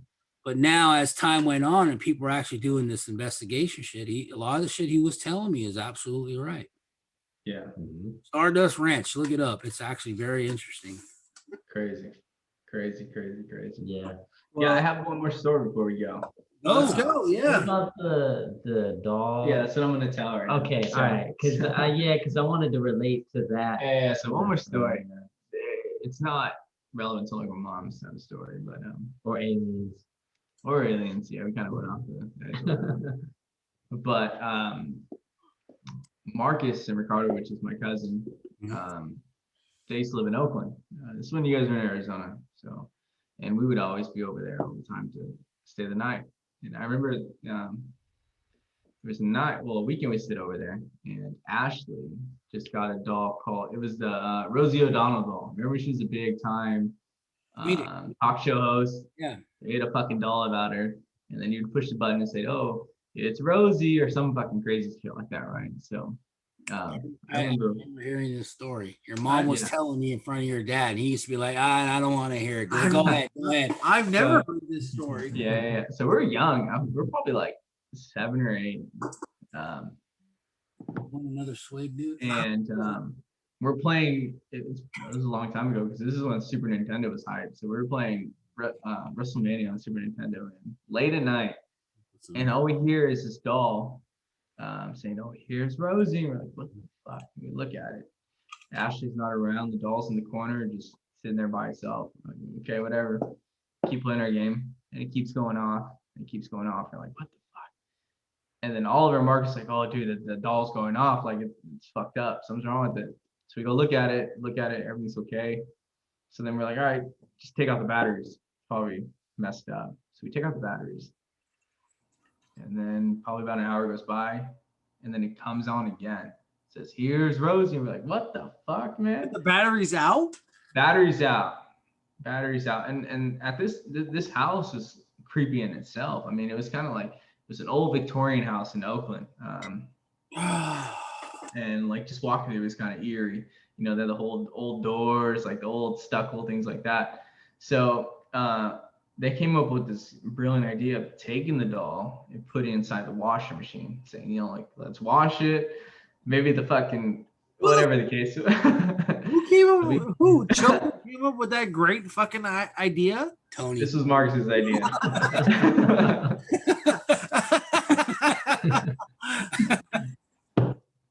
So we washed it, dude, and this fucking thing still kept going off, dude. So it got to the point that we just fucking threw it away. And it was just the creepiest thing. It was me, Ashley, Ricardo, and it was the craziest thing that we've experienced. I believe that shit because one of our early podcasts, he talked about this thing. What was the Lion King? Okay, no, not a lot. What was the animal? It was a giraffe. Okay, what from the fuck Madagascar. Madagascar, an African animal. The animal would say from the Madagascar movie, which I believe was Madagascar 2, it would say, "You look really sick. You should go see a doctor." That was a full sentence. Mm-hmm. It was a toy you got from McDonald's and a Happy Meal. So just to give you an idea how young these guys were. Yeah. When I had wait, this was your personal toy? Yeah, this is him. Yeah, this was and me, but it's something that happened later. But go ahead, I'll let him start it. I don't know. 12? You were 12? No. I was probably.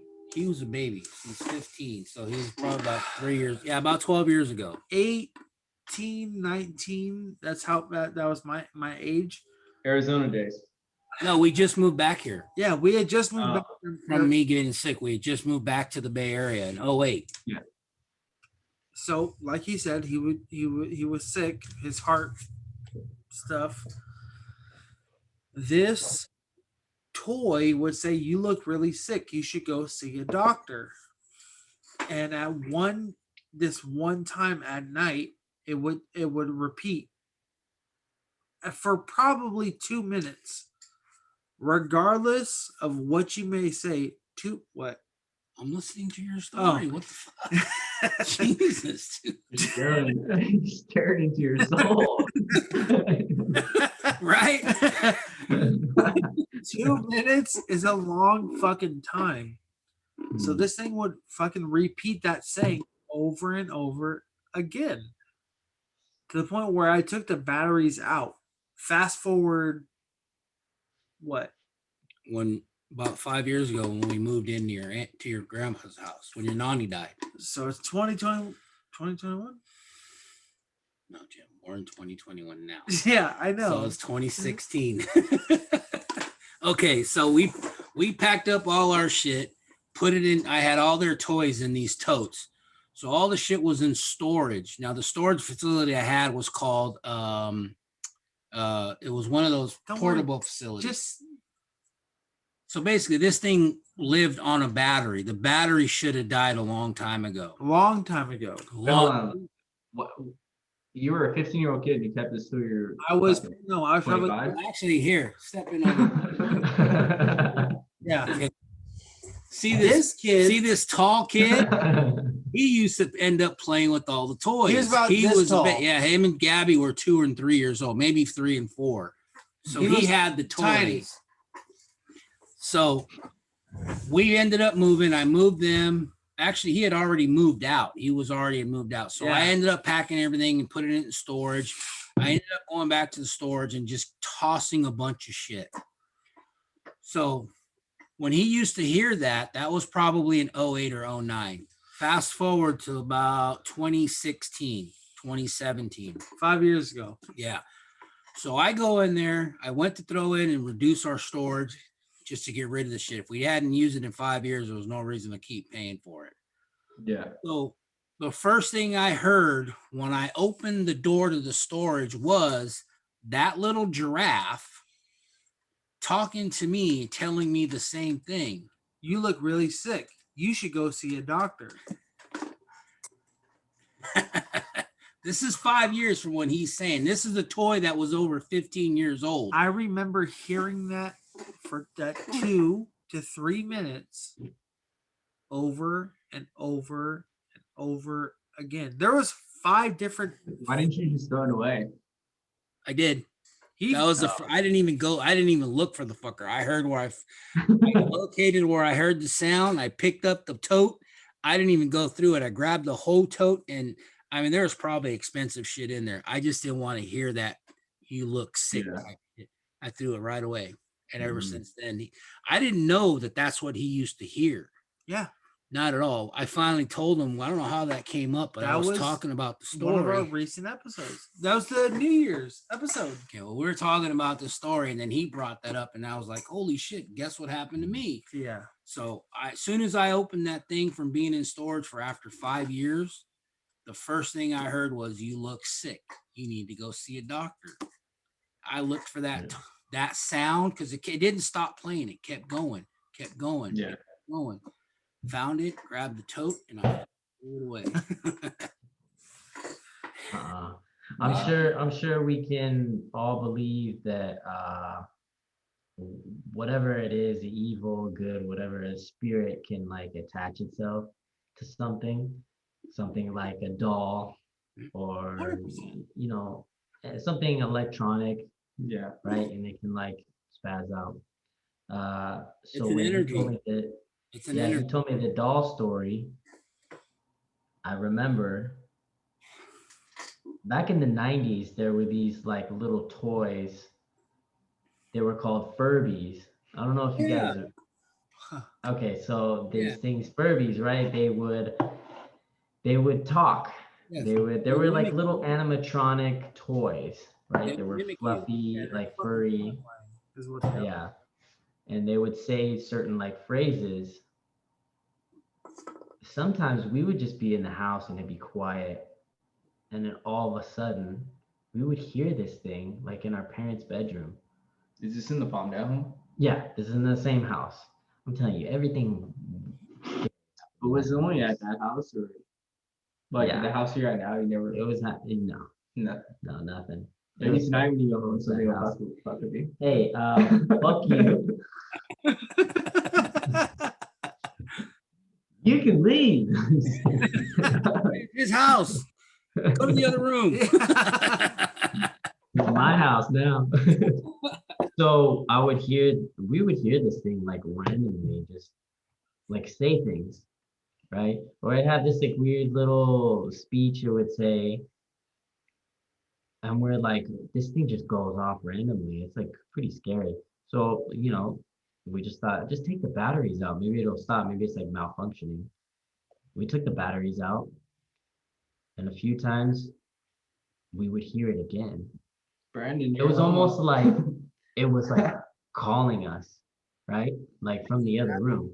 Exactly. Or when we were trying to go to sleep and we told our mom this, and she would still keep it on her nightstand. I don't know why she would still keep it on her nightstand. What the fuck? Anyways, she still kept this thing there, and we'd be trying to go to sleep sometimes, because sometimes we would like sleep in her bed, and the thing would go off at night, and we're like, what the fuck? We took the batteries out. and this thing is still going off. Yeah. Dude, we took that thing, we put it in a box, we threw it in the garage, and we forgot about it. We were like, exactly. fuck this. We're not dealing with this. He's talking After everything that we had been doing, and there was dealing with that, I was like, no, fuck this. Yeah, no. I mean, there's no way to explain. I mean, yeah, you could say, oh, it's a power energy source type thing. You took the battery out. There was no battery in ours, and it still made contact to have that voice or that. Hey, what was the story? Yeah, fuck off. What was the story when? Jesus Christ.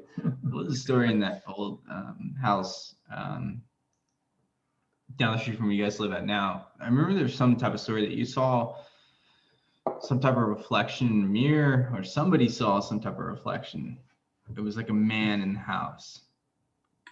You heard you. That was me. That's well, come and tell your story. All right. So So this is Javen for everybody. Shake me, Bo. I was Shake waiting for you. For those who don't know, he made a video when he was a kid, and Bo was shaking him. And I always call him Shaking Bo since then. So I think when I was around maybe 5 or 6, it was late and Bo was at work. I think you were at work. I'm pretty sure you were. You're somewhere. But I'm laying on the bed with my dad and I'm hanging off of it. So my feet are towards the pillows. Were we naked? No. Good. My feet were towards the pillows and my head was just back. So my hair was back and everything. And I don't know why, but I turned this way. I turned to the right. And when I did, I saw who I thought was Bo just standing like this. Because at that time he was working out and everything. So he was built, hella built.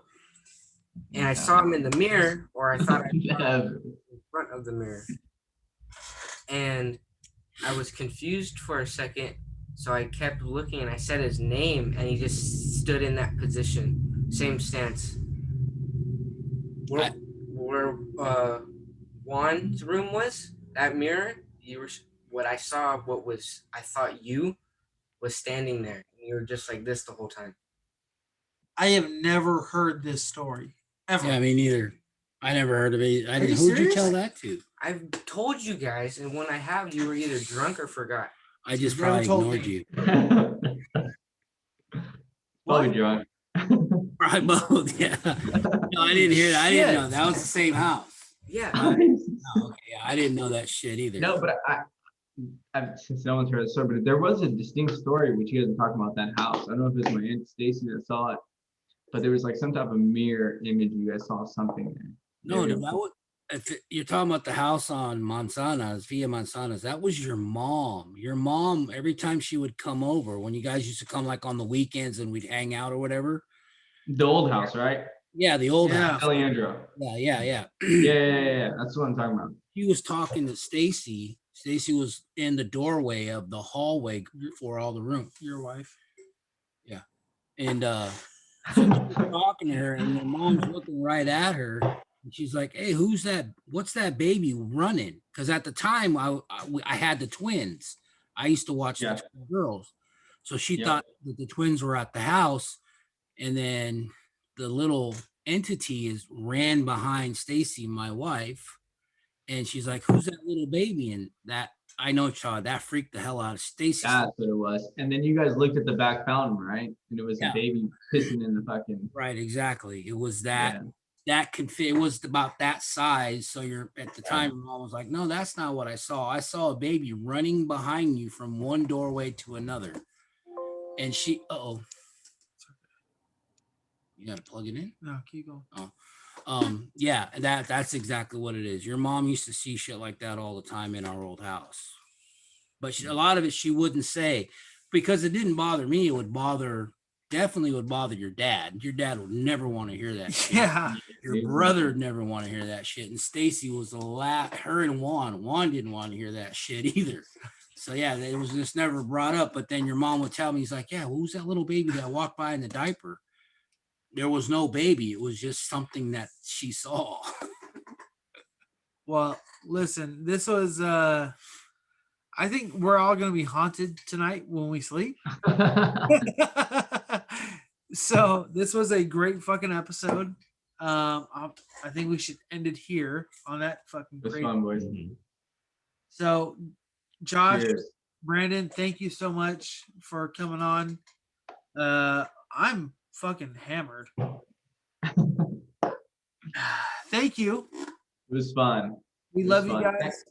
I hope this helps somebody. I mean, Just I real hope quick- someone just real understands. quick also, and I know I'm never going to get a chance to probably see the four of you guys in the same room again until maybe your brother gets married, if that happens. But you guys are going through a lot of changes. Your brother, you, congratulations on your marriage. Congratulations Congrats. on your first you. home. Joaquin, you. congratulations on staying out of jail. But my point is, all you guys growing up doing some shit that's right, obviously proves we were good parents. But the bottom line is, congratulations on all you're doing. Brandon, good to meet you. I'm sure we will talk again. Absolutely. And thanks for coming on the show, guys. Thanks for having us. I love you guys. Again, anytime again. Absolutely. Yes, yes. Cheers. It doesn't have to be ghost stories. Cheers. Take care. You guys be safe. We love you guys. Stay safe, please. Peace out. Love you. Peace. Love you too.